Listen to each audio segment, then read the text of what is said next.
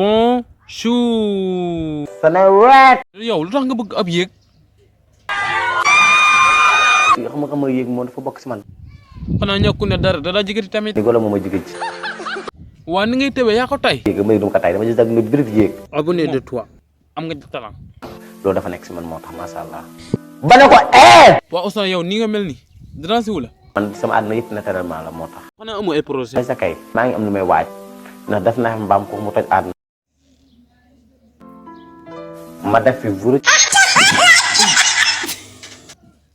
waaj naan kili bu bees. man moom bala ngaa ñëw ci yu bees man ma toog. lan nga di sa tuñi manteleeto la wala lépp lèche. moom yàlla dëgg la. Ousseyn en fait yow lan nga. Ouzin Keita man lan la. laaj ba xam yow lan nga. ma Ouzin Keita benn piqûre laa la benn piqûre bi nga xam ne day faj doomu aadama. waaw Ousseyn yaa wax lii.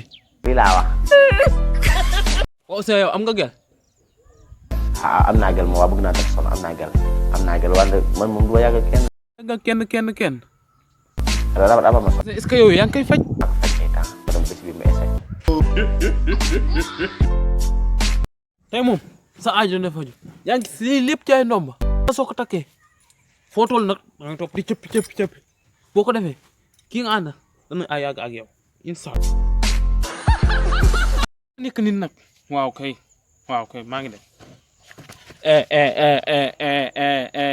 yaa ñu ko tàmbaloon nag may ma ko.